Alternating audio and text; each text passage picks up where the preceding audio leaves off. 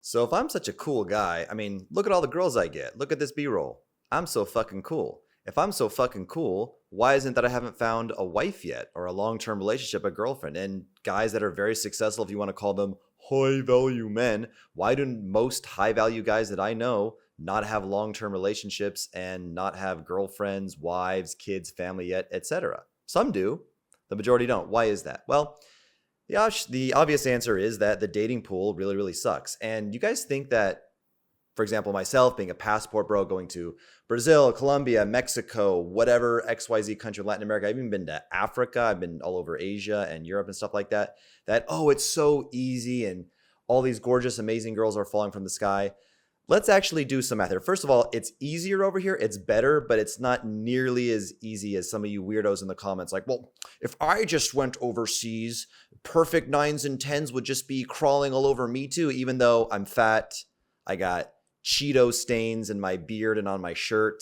I haven't seen my penis. I can't see my penis in the shower because my belly sticks out so far. But, you just get a passport and all these girls are just desperate for a green card. It doesn't work like that. So let's do some math. I'm going to pull up my calculator on the screen now. So again, this is not like a scientifically bound experiment. There's just rough numbers. How many women in any given city are between the ages of 18, 19, something like that at the youngest, to about 25, 26 at the oldest, and fucking beautiful? I mean, like 7.5. By the way, 7.5s are beautiful, at least on my scale. Some of you guys wipe up some raunchy looking chicks, some swamp monsters and half-eaten zombies. But for me, 7.5s are beautiful. I may wipe up a 7.5, but especially when you go into the 8, 9, perfect 10 range, and these like truly beautiful girls that are, again, 18 to 26, let's say, in any given city at a given point.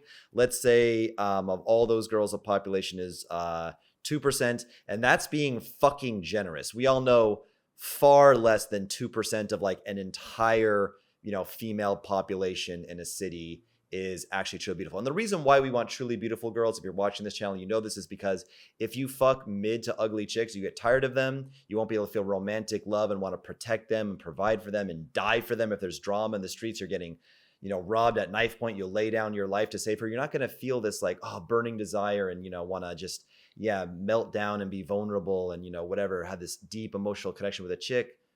That's fucking mid. Guys are superficial and we like hot big booty bitches. So that's it. About 2% in any given city are like actually hot enough. Now, especially going in Latin America, United States too, especially in certain cities, what percentage of girls don't have ugly, disgusting bumper stickers all over their body?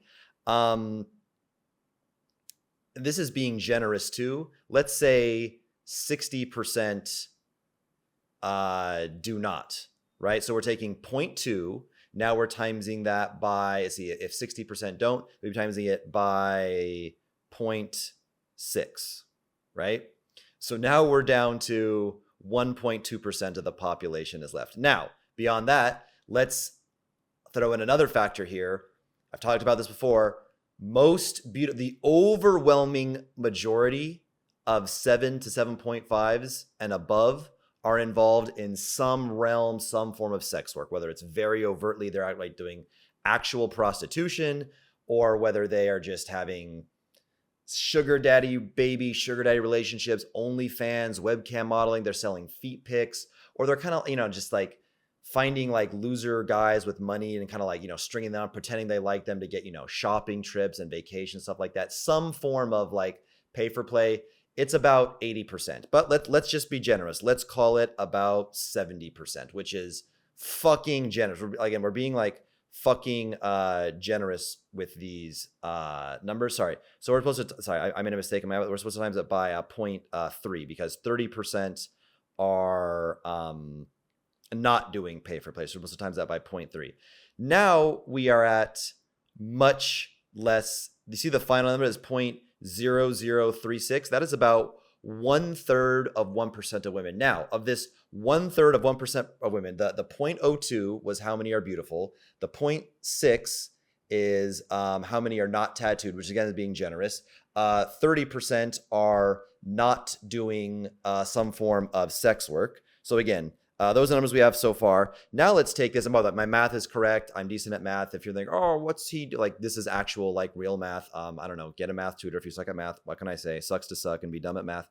And now let's say that, again, we had so many else. Like for me, I want a girl that's, above 5'5", 5'6", or I have midget kids. I want a girl that, for me is like, I prefer like Latinas, and what percentage of the population is Latina? Again, where I live, it's 100%. But let's just add one more. Let's say how many of these girls actually like you? Again, we could put like how many of them have an IQ above, 105, 110. How many of them have a feminine, soft, docile personality, don't have like a masculine, domineering, whack personality? How many of them are actually interesting to be around? How many of them don't have, some type of depression or mental illness? We had like so many on these photos, but let's just add one more for the sake of time, just kind of get into the point of this.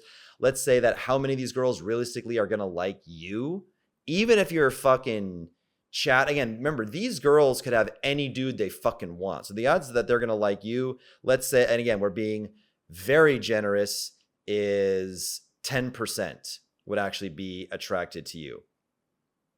So now we're at 0.00036%. If we times that by 100, this means we would have, well, let's times it by 10,000, I guess.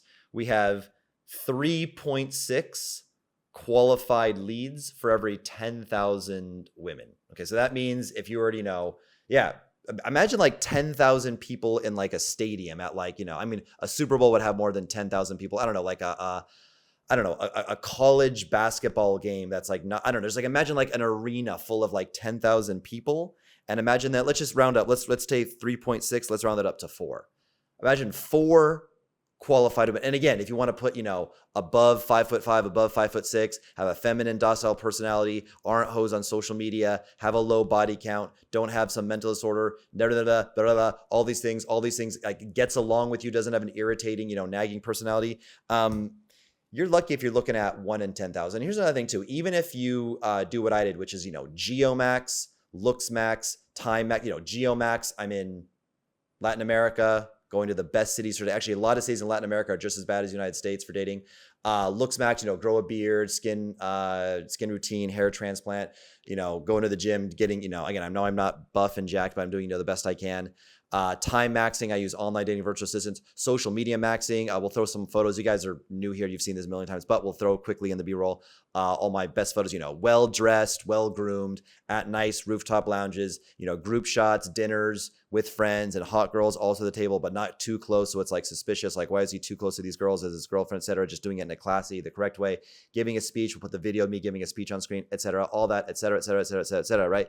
So I'm doing all these things, and even me to even get a 7.5 to an 8, I'm doing day game and stuff as well on a date. I can probably get like, before my Instagram got banned, I'll have new Instagrams up, and maybe the time you're watching this video, I've already covered it. But if you watch my Instagram stuff, or even like, B-roll we've been putting on the screen, you'll kind of notice like, it's just the same 25 to 40 girls over and over and over again. Like it's like, it can be long, but because, I get permission. I get like written permission from these girls to like, show them in videos now, so they don't try to like sue me and threaten me and shit like that. But, so you guys notice like, there's not like a bunch of like new endless receipts of me on dates with like for me to get a date, it's probably like hitting it hard. Like I'm lucky if I can get like one of them out a week, right? Like one a week. And again, there's good dating markets, there's bad dating markets. There's times when I have, I'm on a run, I'm day gaming girls and I'm going to be on the wall. And like I approach 3 girls,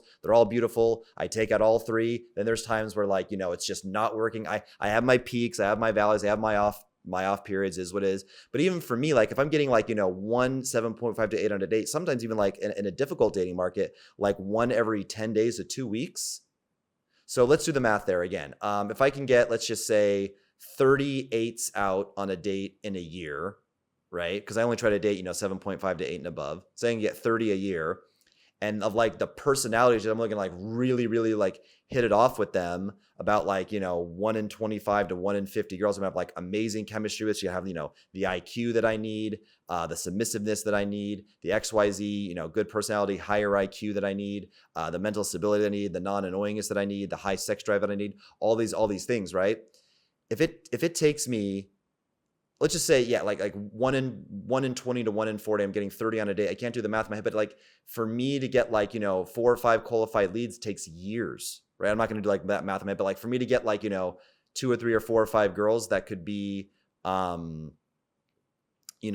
to par with like being wifey material, on average, I'm just trying to multiply this in my head, but be like one girl that's like really good, like every, I don't know, I'm bad at this math, that I can't do this in my head, but it's like, something like a year or so, like, 1 or 2 a year, maybe it was even less than that.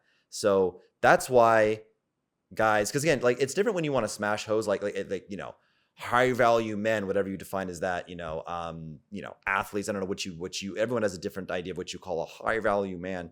But these guys, a lot of them are, unmarried and stuff. You think like, why is that? Is because, and again, not even like athletes, but just like normal, like good looking chads with money and stuff.